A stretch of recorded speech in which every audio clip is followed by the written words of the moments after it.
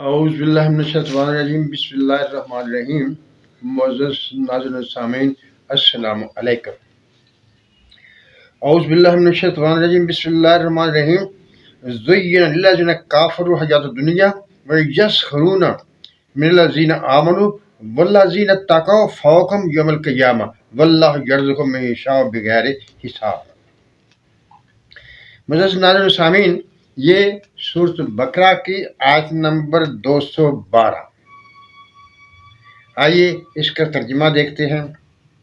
زینا للذین کافروا، کافروں کے لیے خوش نما بنا دیا گیا، حیات الدنیا، دنیا کی زندگانی، ویسخرون من الذین آمنوا، اور ایمان والوں پر مسخ کرتے ہیں، ان سے مذاق کرتے ہیں۔ والذین اتقوا فوقہم یوم القیامہ، اور جو لوگ اللہ تعالیٰ سے ڈرتے ہیں وہ قیامت کے دن ان کے اوپر ہوں گے۔ واللہ یرزق من یشاء بغیر حساب، اللہ تعالیٰ جسے چاہتا ہے بغیر حساب کے رزق دیتا ہے۔ معزز ناظرین سامعین، یہ سورۃ بقرہ کی آیت نمبر 212 ہے، جس میں اللہ تعالیٰ بیان کر رہا ہے کہ یہ کافر لوگ جو ایمان والوں کا مذاق اڑاتے ہیں، تمسخر اڑاتے ہیں، ان کو اس وقت پتہ چلے گا جب قیامت دن یہی ایمان والے ان کے اوپر ہوں گے، جو اللہ سے ڈرنے والے ہیں وہ ان سے اوپر ہوں گے، اور اللہ تعالیٰ جسے چاہے جتنا مرضی رزق دے دے، بے شمار رزق دے دے۔ دنیا امتحان گاہ ہے۔ امتحان گاہ اس لحاظ سے کہ یہاں پر انسان کو تگ و دو کرنا پڑتی ہے، اعمال کرنے پڑتے ہیں، اور ان کے بدلے میں اسے اجر کمانا ہوتا ہے، چاہے وہ منافع کما لے چاہے وہ نقصان کما لے۔ اگر اللہ تعالیٰ کی منشا کے مطابق چلے گا منافع ملے گا، اگر اللہ تعالیٰ کی منشا کے خلاف چلے گا تو نقصان میں جائے گا، گھاٹے میں جائے گا۔ رزق، جیسا کہ اللہ تعالیٰ فرماتا ہے وَمَا مِن دَابَّةٍ فِي الْأَرْضِ إِلَّا عَلَى اللَّهِ رِزْقُهَا، جو بھی جاندار، جو بھی جانور، جو بھی جان والا اس جہان میں موجود ہے، اللہ کے ذمے ہے اس کا رزق دینا۔ لیکن آپ یہ دیکھتے ہیں کہ چوپائے، جانور، پرند چرند وہ جمع نہیں کرتے، وہ صبح اٹھتے ہیں اور اللہ کے توکل پر نکل جاتے ہیں، اور شام کو سیر ہو کر واپس آتے ہیں، پھر اگلے دن کے لیے اگلی صبح پھر اٹھ جاتے ہیں۔ لیکن انسان کا معاملہ اس سے تھوڑا سا مختلف ہے۔ اسے کوشش کرنا پڑتی ہے رزق کمانے کے لیے، اور اس میں حلال و حرام کا خیال بھی رکھنا پڑتا ہے۔ یہ نہیں کہ کھلے عام جس طرح چاہے کما لے، نہیں، اللہ تعالیٰ نے اس کے اصول و ضابط بیان کر دیے ہیں کہ ان کے مطابق کمانا ہے اور حلال طریقے سے کمانا ہے۔ یہ امتحان گاہ، یہ دنیا کی زندگی یہی طے کرے گی کہ آخرت میں ہماری منزل کیا ہوگی۔ میں اس سلسلے میں حضرت امام جعفر صادق کا ایک واقعہ بیان کیا، ایک واقعہ سنا، میں چاہتا ہوں کہ وہ میں آپ کے سامنے بیان کر دوں۔ واقعہ کچھ یوں ہے کہ بنی اسرائیل میں 3 آدمی تھے، ایک کوڑی تھا، ایک گنجا تھا اور ایک نابینا تھا۔ اللہ تعالیٰ نے ان کا امتحان لینا مقصود کیا۔ وہ کوڑی جو بھی تھا مجبور تھا، کمائی نہیں کر سکتا تھا، محض مجبور تھا۔ اسی طرح گنجے کے حالات بھی ٹھیک نہیں تھے، اور جو نابینا تھا وہ بھی مجبور محض تھا۔ اللہ تعالیٰ نے ایک فرشتہ بھیجا ان کے پاس۔ وہ فرشتہ ان کے پاس آیا، پہلے کوڑی کے پاس گیا، اسے حال پوچھا، کہو کیسا حال ہے، کیسے گزر بسر ہو رہی ہے؟ اس نے شکوہ کیا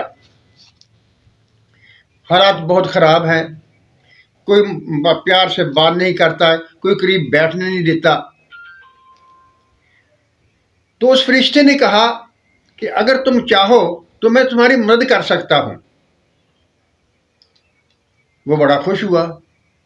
فرشتے نے اس کے جسم پر ہاتھ پھیرا، اس کا سارا کوڑ ختم ہو گیا، وہ صحیح سالم ہو گیا، اور اسے ایک اونٹنی، گابن اونٹنی دی اور کہا کہ اس کی حفاظت کرو، اس کو سنبھالو، اور تمہیں اللہ تعالیٰ اس میں برکت دے گا، بہت دل کو ہو جائے گا. اسی طرح جب وہ گنجے کے پاس گیا، اس سے پوچھا ہاں بھائی تم بتاؤ کیسا گزر بسر ہو رہی ہے، کیسا حال ہے. اس نے بھی گلہ کیا. جب اس نے گلہ کیا تو اس فرشتے نے پوچھا بتاؤ تمہیں کیا چاہیے. اس نے کہا ایک تو میرے سر پر بال ہو جائے، اور دوسرا اللہ تعالیٰ مجھے وافر مقدار میں رزق دے دے. تو اس فرشتے نے اس کے سر پر ہاتھ پھیرا، اس کے بال آ گئے، وہ خوش ہو گیا، اور اس کو ایک گائے، گابن گائے دے دی اور کہا کہ اس کی حفاظت کرنا، اس کو سنبھالنا، اللہ تعالیٰ برکت دے گا، بہت زیادہ رزق ہو جائے گا تمہارے پاس. اور جب وہ نابینا کے پاس گیا تو اس سے بھی پوچھا، اس نے بھی گلہ کیا، اور اس نے فرشتے نے اس نابینا سے پوچھا بتاؤ تمہیں کیا چاہیے. اس نے کہا مجھے کیا چاہیے، مجھے آنکھیں چاہیے، مجھے فراغ رزق چاہیے، فراما رزق چاہیے، اور کیا چاہیے مجھے. فرشتے نے اس کی آنکھوں پر ہاتھ پھیرا، اس کی آنکھیں ٹھیک ہو گئی، اور اس کو ایک بکری، گابن بکری دے دی اور کہا کہ اس کی خدمت کرو، اس کو سنبھالو، اللہ تعالیٰ بہت برکت دے گا. اور ایسا ہی ہوا. وہ اونٹنی والے کے بہت زیادہ بے شمار اونٹ ہوئے، بچے چلتے رہے، بہت بڑا امیر ہو گیا. اسی طرح گنجا بھی خوشحال ہو گیا، اور جو نابینا تھا وہ بھی خوشحال ہو گیا. اللہ تعالیٰ نے پھر اسی فرشتے کو بھیجا کہ جاؤ اب ان کا امتحان لے کے آؤ. وہ سب سے پہلے اس جو کوڑی تھا اس کے پاس آیا، اور آیا بھی اس شکل میں جس شکل میں وہ کوڑی تھا، یعنی وہ کوڑی بن کر اس کے پاس آیا، اور اس سے آگے کہنے لگا بھائی دیکھو میں مجبور ہوں، حالات سے بہت تنگ ہوں، لوگ مجھ سے محبت نہیں کرتے، مجھے پاس بیٹھنے دیتے، تم اللہ کے لیے مجھ سے ایک اونٹ دے دو. اس نے انکار کیا. پھر اس نے یاد کرایا اس فرشتے نے بھی کوئی وقت تھا تم بھی میری طرح تھے، اور اللہ تعالیٰ نے تم پر کرم کیا تھا، آج تم اس حال کو پہنچ گئے ہو. تو اس نے انکار کر دیا. وہ کہنے لگا میرے تو باپ دادا سے میں امیر کبیر تھا، میں تو کبھی ایسا ہوا ہی نہیں تھا. جب یہ بات اس نے کہی تو فرشتے نے اس کے لیے بد دعا کی، اور وہ پھر پہلی حالت کو پہنچ گیا. اس کے بعد وہ گنجے کے پاس گیا. جب فرشتے گنجے کے پاس گیا، اسی حالت میں وہ گنجا بن کر گیا اس کے پاس. اس سے بھی یہی مطالبہ کیا بھی تم ایک گائے مجھے دے دو. اس نے گائے دینے سے انکار کر دیا. پھر اس نے یاد کرایا اس کو وہی بات بھی ایسے تم اس طرح تھے، یہ ایک شخص آیا تھا تمہارے پاس، اسے دعا کی تھی تو اللہ تعالیٰ نے تمہیں بہت کچھ دے دیا. تو کہنے لگے نہیں میں تو ایسا نہیں تھا، میں تو پہلے سے ہی امیر تھا. اس نے بھی اسے گائے دینے سے انکار کر دیا. اس نے اس کے حق میں بھی بد دعا کی، اس کا وہ پہلی حالت پر چلا گیا.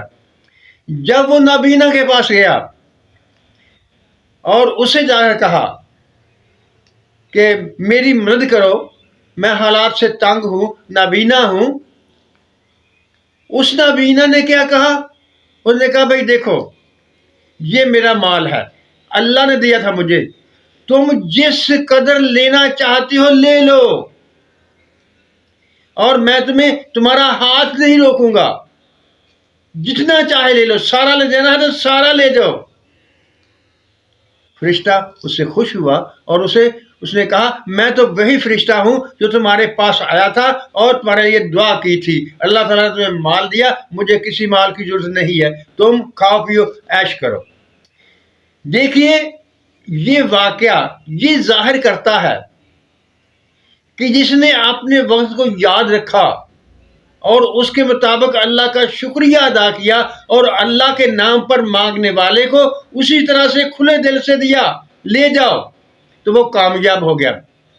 یعنی کوڑی بھی ناکام ہوا اور وہ گنجا بھی ناکام ہوا اور دونوں تباہ برباد ہو گئے، اور جو نابینا تھا وہ اس امتحان میں کامیاب ہو گیا۔ معزز ناظرین سامعین، میں نے جیسا پہلے کہا یہ دنیا امتحان گاہ ہے۔ اگر اللہ تعالیٰ ہمیں مال دے، جیسا کہ اس آیت مبارکہ میں اللہ تعالیٰ کہتا ہے کہ یہ کافر لوگ ان کا مسخر اٹھاتے ہیں، مذاق اڑاتے ہیں، کیوں؟ مال کی وجہ سے، ان کے پاس مال ہے، اللہ تعالیٰ نے دنیاوی مال دے رکھا ہے۔ اور اسی طرح سے اگر اللہ تعالیٰ ہمیں خوشحال کرے، ہمیں مال دے، تو ہمیں اس میں ان حقداروں کا جن کا اللہ تعالیٰ نے ذکر کیا ہوا ہے اپنے قرآن شریف میں، اللہ تعالیٰ نے ہمیں ہدایت کی ہوئی ہے کہ ہم نے یتیموں، غریبوں، بیواؤں کا خیال رکھنا ہے، ان کا حصہ، ان کا مقدر ہمارے مالوں میں ہوتا ہے۔ جو ہم پر فرض ہے، ہمارا حق ہے کہ میں ان غریبوں کا حق دیں، چاہے وہ مانگے یا نہ مانگے۔ اگر وہ مانگنے آ جائے گا تو ہماری خوش قسمتی ہے کہ ہم اسے اس کا حق ادا کر دیں گے۔ اگر وہ نہیں مانگنے آئے گا تو اس کا حق ہمیں اس تک پہنچانا ہوگا۔ معاشرے اسی طرح سے قائم ہوتے ہیں، معاشرے اسی طرح سے ترقی کرتے ہیں۔ اگر ایسا نہ کیا جائے تو معاشرے ترقی نہیں کرتے، بلکہ معاشرے میں فساد برپا ہو جاتا ہے۔ معزز ناظرین سامعین، اللہ تعالیٰ کے پاس کسی قسم کی کچھ کمی نہیں ہے۔ اللہ تعالیٰ قرآن شریف میں ارشاد فرماتا ہے کہ اگر یہ ساری مخلوقات جو کائنات میں موجود ہے مجھ سے مانگنے لگے اور میں ان کو ان کی مرضی کے مطابق دے دوں تو پھر بھی میرے خزانے میں کمی نہیں آتی۔ ان اللہ علی کل شیء قدیر، اللہ تعالیٰ ہر چیز پر قادر ہے اور جسے چاہتا ہے جتنا مرضی رزق دیتا ہے۔ یہ خدا کی منشا ہوتی ہے۔ کسی آدمی کو یہ فخر نہیں زیبا دیتا کہ وہ کہے میں نے اپنی عقل سے کمایا ہے۔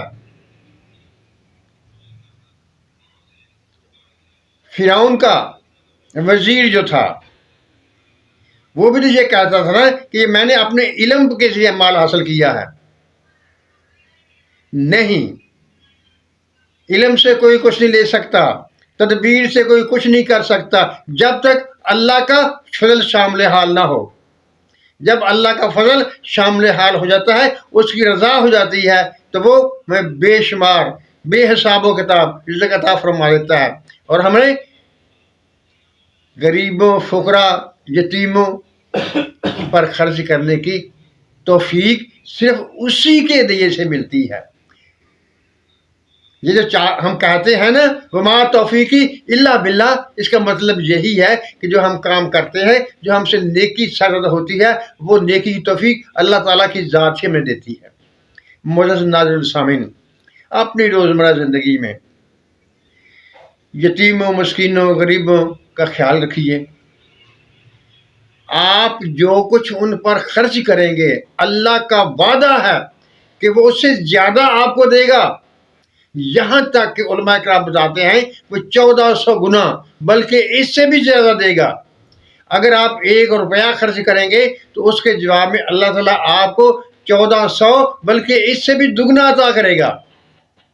آزما لیجئے، دیکھ لیجئے، آپ خدا کی راہ میں دینا شروع کر دیجئے، اللہ تعالیٰ اس کو دگنا کر کر کے لوٹائے گا، اس میں اضافہ کر کے لوٹائے گا۔ جیسا کہ کچھ بزرگان نے کہا ہے، اگر آپ کے حالات تنگ ہوں تو آپ خدا کے راہ میں لینا شروع کر دیجئے، یعنی یتیموں فقیروں پر خرچ کرنا شروع کر دیے تو انشاءاللہ کشادگی حاصل ہو جائے گی۔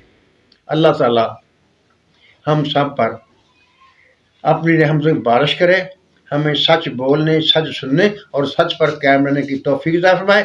آمین۔ اللہ حافظ۔